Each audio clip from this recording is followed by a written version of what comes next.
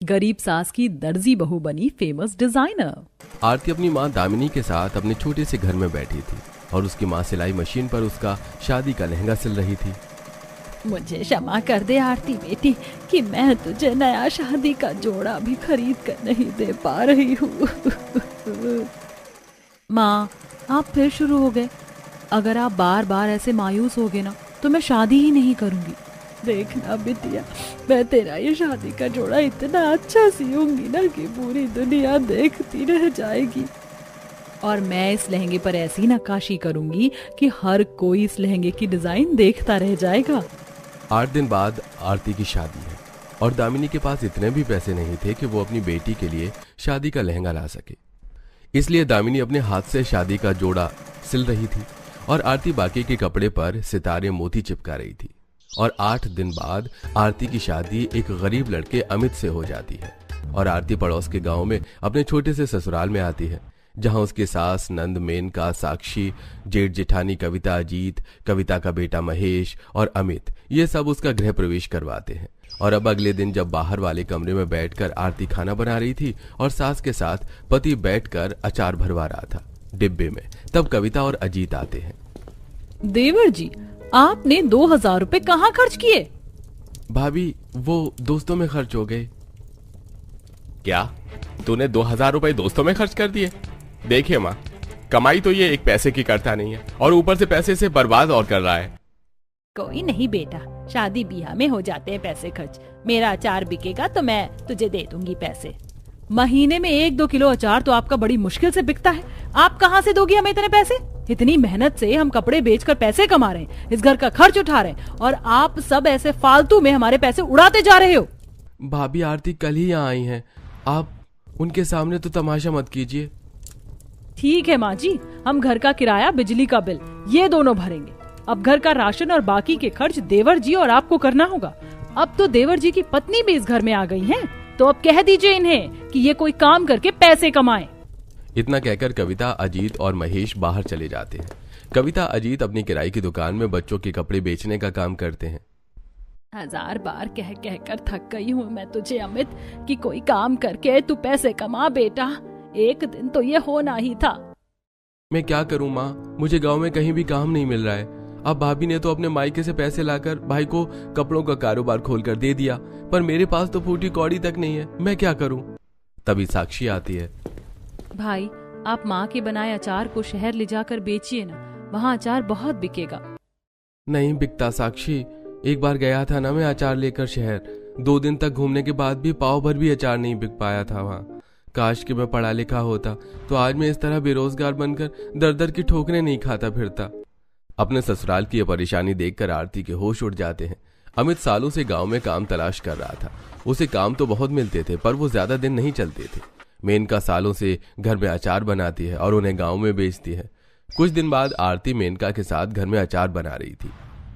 माँ जी, हम अचार के साथ आलू के पराठे भी बेचते हैं ना। हमारे गांव में एक भैया हैं, वो अपने ठेले पर आलू के पराठे बेचते हैं, उनकी बहुत कमाई होती है। तभी एक महिला सुजाता मेनका के घर आती है। मेनका बहन, 1 किलो अचार दे दीजिए मुझे। हाँ, अभी देती हूँ। काकी जी, कल से हम आलू के पराठे भी बेचेंगे, तो अगर आपको कभी आलू के पराठे खरीदने हो तो आप हमारे पास आ जाना। ये तो बढ़िया बात है। वैसे भी घर पर जब मेहमान आते तो इन सब चीजों की जरूरत पड़ती ही है। मैं बाकी लोगों को भी ये बात कहूंगी। सुजाता अचार लेकर वहां से चली जाती है। काश कि मेरा अचार रोज ऐसे ही बिके तो हमारे ऊपर आई ये गरीबी जल्दी ही दूर हो जाएगी। मेनका का अचार बहुत ही कम बिकता था। अब वो घर से अचार के साथ साथ आलू के पराठे भी बनाकर बेचने लगती है। आरती घर काम के साथ साथ अपनी सास के साथ अचार भी बनाती है। कुछ महीनों बाद आरती अब गर्भवती हो चुकी थी। एक दिन अचानक दामिनी की मृत्यु हो जाती है, जिसके बाद आरती अपनी माँ की सिलाई मशीन अपने ससुराल लेकर आती है। और अगले दिन जब वो अपने कमरे में बैठकर अपना एक ब्लाउज सिल रही थी, तभी मेनका, साक्षी और अमित आते हैं। बहू, तुझे आता है सिलाई का काम? जी माँ जी, आती है, माँ ने मुझे सिखाई थी। अच्छा, मेरे पास एक कच्चा कपड़ा रखा है भाभी, आप मुझे उसका बढ़िया सा ड्रेस सी कर दीजिए ना। हाँ हाँ, क्यों नहीं। आरती, जब तुम सिलाई का काम करती हो तो तुम घर में सिलाई का काम करो ना। तुम्हें पता है इस पूरे गांव में केवल एक ही दर्जी है और वो भी इतना खड़ूस है ना कि क्या ही बताऊं। वो तो ठीक है अमित जी, पर मुझे तो यहाँ कोई जानता ही नहीं, फिर लोग कैसे आएंगे मेरे पास कपड़े सिलवाने। भाभी आप मेरा एक ड्रेस सी कर दिखाइए, फिर हम लोगों को आपका काम दिखाएंगे। तभी साक्षी कपड़ा लाती है और आरती उसी वक्त से कटिंग करने के बाद उसका ड्रेस बनाने में लग जाती है। और ऐसे ही 2 दिन बीत जाते हैं। और 2 दिन बाद रात का समय में जब सब बाहर वाले कमरे में खाना खाने के बाद बैठते हैं तो आरती साक्षी का एक बेहतरीन डिजाइन वाला ड्रेस रेडी कर लाती है, जिसे पहनकर साक्षी बहुत ही सुंदर दिख रही थी। वाह भाभी, कितना सुंदर सिया है आपने ये ड्रेस, और ये आस्तीन तो बिल्कुल नई डिजाइन की है। ऐसी डिजाइन तो रेडीमेड कपड़ों में भी नहीं आती। बहुत ही प्यारा ड्रेस सिया है तूने बहू। तभी कविता अजीत घर आते हैं। ये क्या साक्षी, तूने नया ड्रेस क्यों लाया? यहाँ हम एक एक पैसा कमाने के लिए रात दिन मेहनत कर रहे हैं और तुम लोग अपने शौक में हमारा पैसा लुटाते जा रहे हो। अरे 2 से 3 हजार का तो होगा ही ये ड्रेस। अरे भैया भाभी, ये ड्रेस मैं कहीं से खरीद कर नहीं लाई हूँ। ये ड्रेस छोटी भाभी ने अपने हाथों से सिया है। क्या आरती ने सिया? हाँ बहू, आरती बहू सच में बहुत होशियार है। देख कितना सुंदर डिजाइनर ड्रेस सिया है इसने। अब आरती बहू भी घर में सिलाई का काम करेगी और हमारी गरीबी जल्दी ही दूर हो जाएगी। यहाँ हमारे इतने शानदार बच्चों के रेडीमेड कपड़े नहीं बिक पा रहे तो इसके पास कौन आएगा कपड़े सिलवाने। एक काम कर आरती, तू ना अपनी सिलाई मशीन को बेच दे। वैसे भी इस बार हमारी कुछ ज्यादा कमाई नहीं हुई है, तो मशीन बेचकर उसके पैसे घर खर्च के लिए काम आ जाएंगे। हाँ कविता ठीक कह रही है, वैसे भी वो मशीन हमारी कुछ काम की नहीं है। नहीं, मैं वो मशीन कभी नहीं बेचूंगी। वो मेरी माँ की आखिरी निशानी है। इस परिवार के लिए मैंने इतनी कुर्बानियां दी हैं। अपने मायके से पैसे लाकर अजीत को एक कारोबार खोल कर दिया, और तू इस परिवार के लिए एक मशीन तक नहीं बेच सकती। आप चाहे तो मुझे बेच दीजिए जेठानी जी, पर मैं मरते दम तक इस मशीन को अपने से दूर नहीं होने दूंगी। देख लो, ये होती है पराई औरत, जिसे अपने ससुराल की परेशानियों की कोई परवाह नहीं है। ससुराल वाले चाहे भूखा मरे, पर मायके की एक चीज भी ये बेचना पसंद नहीं कर रही। कविता बहू जाने देना, अब उसे नहीं बेचना है तो रहने दे। अच्छा, तो हम दोनों क्या इस घर में बस कुर्बानियां देने ही आए हैं क्या? बस अब बहुत हो गया। अगर इतनी सी परवाह है आपको अपनी बहू की, तो इसे कहिए अब इस घर का खर्च उठाए। अब हम इस घर में ना एक पैसा देंगे ना यहाँ रहेंगे। नहीं जेठानी जी, ऐसा मत कहिए। अगले दिन अजीत और कविता बेटे महेश को और सारा सामान लेकर उस घर से चले जाते हैं। और सदमे में रोते हुए जहां आरती अपना सिर पकड़ लेती है, वहीं मेनका भी बैठकर रोने लगती है। मुझे माफ कर दीजिए, ये सब मेरी वजह से हुआ है। अपनी बूढ़ी माँ और परिवार को छोड़कर अजीत अपनी पत्नी के साथ चला गया।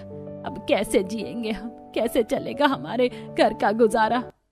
परिवार का गुजारा कविता और अजीत की कमाई से होता था, क्योंकि मेनका का अचार ज्यादा बिकता ही नहीं था। इसलिए दोनों सास बहू आलू के पराठे बनाकर बाहर पराठे और अचार बेचने चली जाती हैं। उनके पीछे से साक्षी की सहेली पायल आती है और वो साक्षी को देखती है, जिसने अभी भी वो रात वाली ड्रेस पहनी थी, और दोनों बैठकर बातें करती हैं।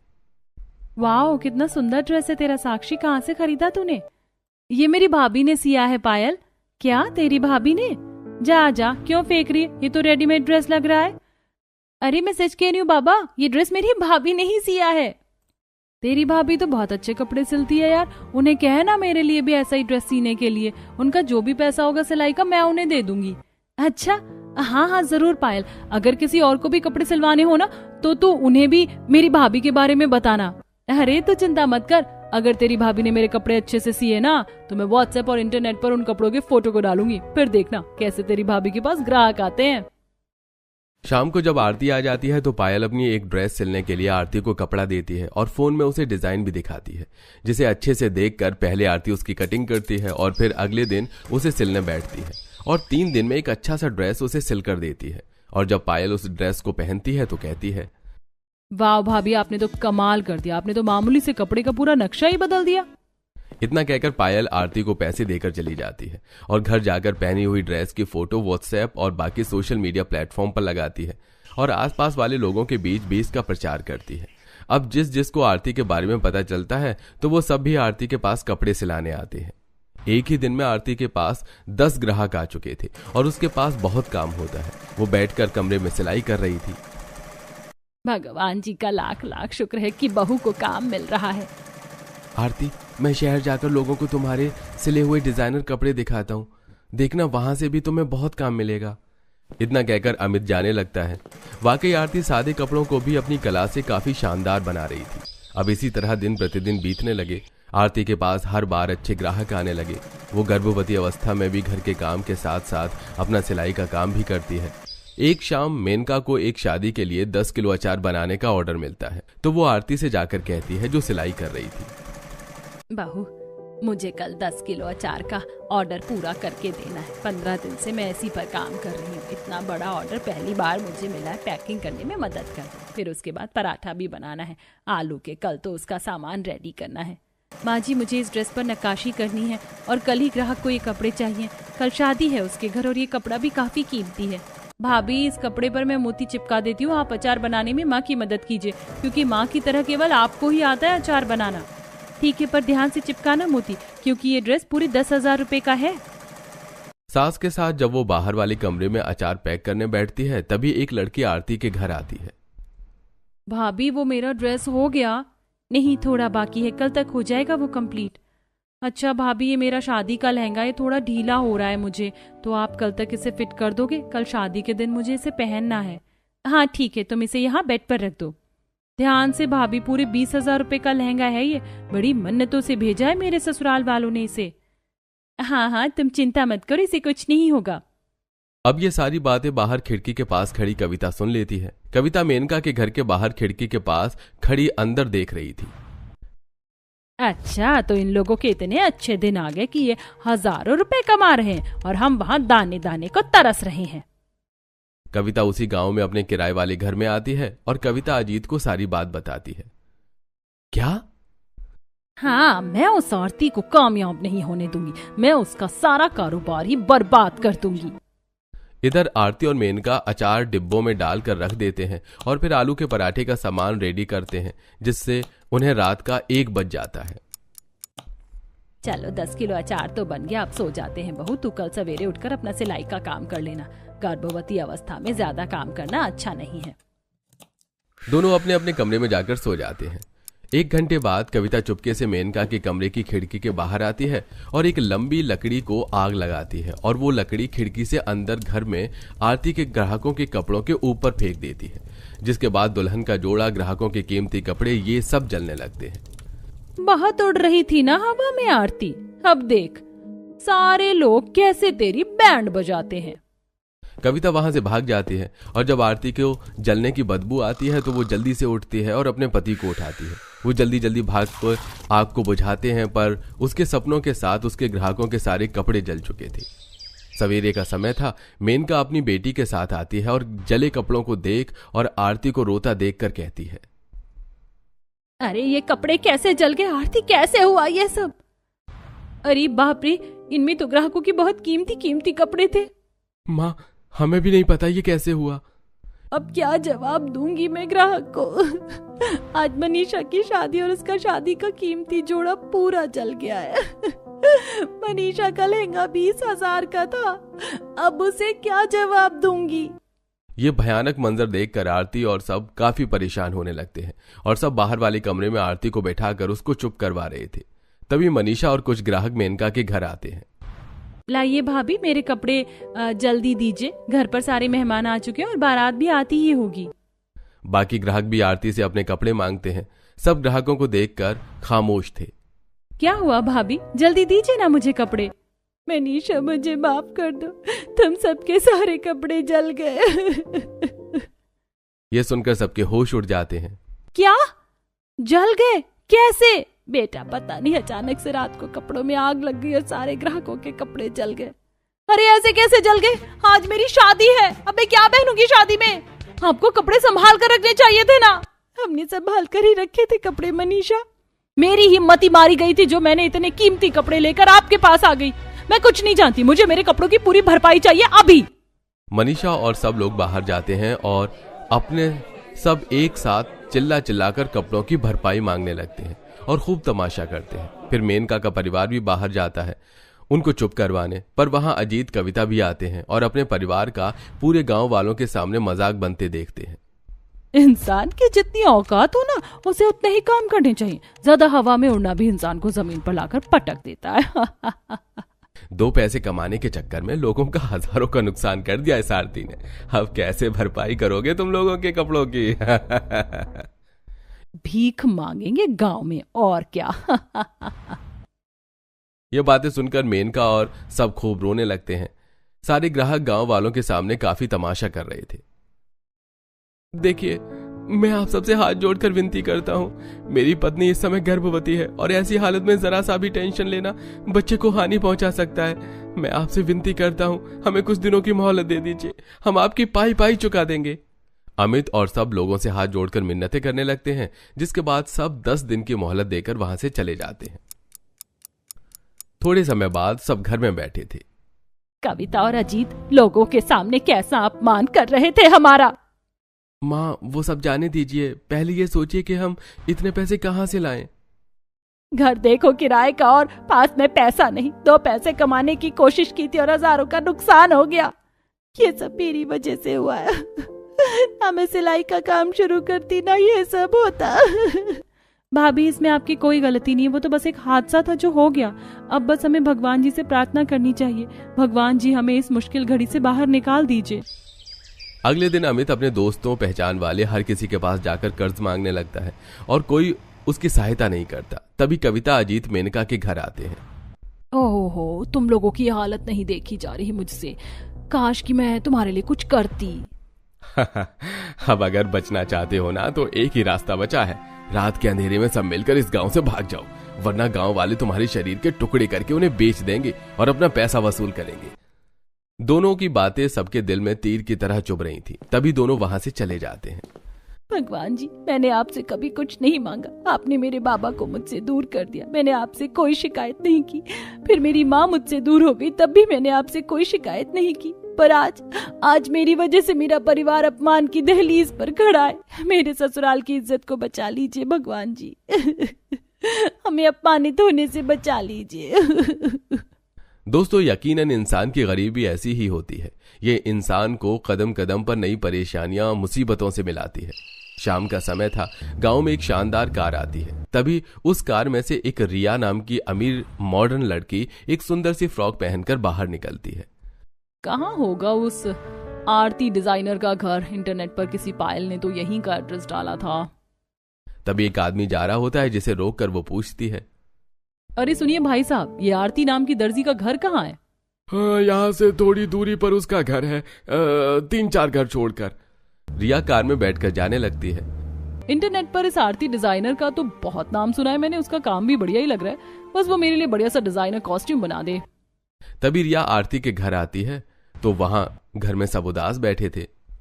क्या तुम आरती ही हो जो डिजाइनर कपड़े सीती हो? हाँ, पर आप कौन हैं? मेरा नाम रिया है, मैं शहर में रहती हूँ और मैं एक मॉडल हूँ। तुम्हारे बारे में बहुत सुना है मैंने कि तुम बड़े अच्छे डिजाइनर कपड़े सीती हो। हाँ, देखो 5 दिन बाद शहर में एक फेमस फैशन डिजाइनिंग का शो होने जा रहा है और मैं चाहती हूँ कि तुम मेरे लिए एक बढ़िया सा यूनिक कॉस्ट्यूम बना दो। अगर तुम्हारे डिजाइनर कॉस्ट्यूम को पहनकर मैं विजेता बन गई तो तुम मेरी परमानेंट फैशन डिजाइनर बन जाओगी और मैं तुम्हें महीने के 2 लाख रुपए सैलरी दूंगी। ये सुनकर आरती और सबके होश उड़ जाते हैं। वो सब उसे बैठाते हैं। क्या सच में? हाँ, मेरे पास समय बहुत कम है। ये मेरे कच्चे कपड़े हैं। तुम जल्दी से एक बढ़िया सा यूनिक कॉस्ट्यूम बनाओ। ये रहे एडवांस 40,000 रुपए। तुम्हारी जरूरत का सारा सामान भी मैंने लाया हुआ है। अगर तुम्हें और किसी चीज की जरूरत हो तो मुझे बता देना। जी जी जरूर। तभी रिया अपने आप को डिजाइनर बताकर कपड़े, सामान और पैसे देकर वहां से चली जाती है। भगवान जी, आपका बहुत बहुत धन्यवाद। माँ जी, देखना मैं ऐसा सुंदर कॉस्ट्यूम बनाऊंगी ना कि पूरी दुनिया देखती रह जाएगी। तभी आरती कमरे में जाकर पूरी लगन से रिया के लिए कॉस्ट्यूम बनाने लगती है। आरती के साथ मेनका, अमित और साक्षी तीनों भी आरती की सहायता करने लगते हैं।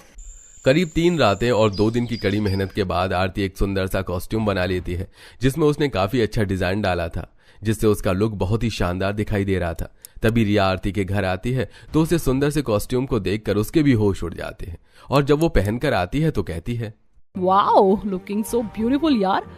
आरती, तूने तो कमाल कर दिया मेरी जान। इतना शानदार कॉस्ट्यूम बनाया तूने। अरे ये तो शो में धमाल मचा देगा। अगले दिन आरती रिया और सबको शहर में उस शो में लेकर आती है जहां अलग अलग डिजाइनर मॉडल आए हुए थे। तभी रिया स्टेज पर आरती का बनाया वो कॉस्ट्यूम पहनकर आती है और अपनी परफॉर्मेंस देती है। भगवान जी सहायता कीजिए। थोड़े समय बाद रिजल्ट अनाउंस होता है। हमने ऐसे कई शो में हजारों कॉस्ट्यूम देखे हैं, पर जो कॉस्ट्यूम रिया ने पहना है, ऐसा शानदार और यूनिक कॉस्ट्यूम हमने आज तक नहीं देखा। मुझे ये बताते हुए बड़ी खुशी हो रही है कि शो की विजेता मिस रिया हैं। ये सुनकर रिया, आरती और सब खुशी से उछलने कूदने लगते हैं, जिसके बाद आरती को फैशन डिजाइनर का खिताब मिल जाता है और रिया फेमस मॉडल बन जाती है। तभी रिया आरती को 10 लाख रुपयों का चेक देती है। आरती, ये रही तुम्हारी मेहनत। अब तुम वर्ल्ड की फेमस फैशन डिजाइनर बन चुकी हो। अब देखना तुम्हारे पास करोड़ों के ऑर्डर्स आएंगे, जिसके बाद तुम्हारा जीवन ही बदल जाएगा। यह सुनकर आरती और सब काफी खुश होने लगते हैं। तभी रिया आरती को शहर में अपने घर के पास एक छोटा सा घर दिला देती है और सब अब वहीं रहते हैं। उस घर में रिया ने एक फैशन डिजाइनर रूम भी बनवाया था आरती के लिए, जहां सब मौजूद था। इस तरह आरती रिया के लिए काम करके महीनों के लाखों रुपए कमाने लगी और अब उसके और भी क्लाइंट बन चुके थे और धीरे धीरे वो सबके पैसे लौटा देती है। अब आरती को एक बेटा भी हो चुका था। आरती अब अमीर हो गई थी और उसके जेठ जिठानी अपनी किस्मत को कोस रहे थे।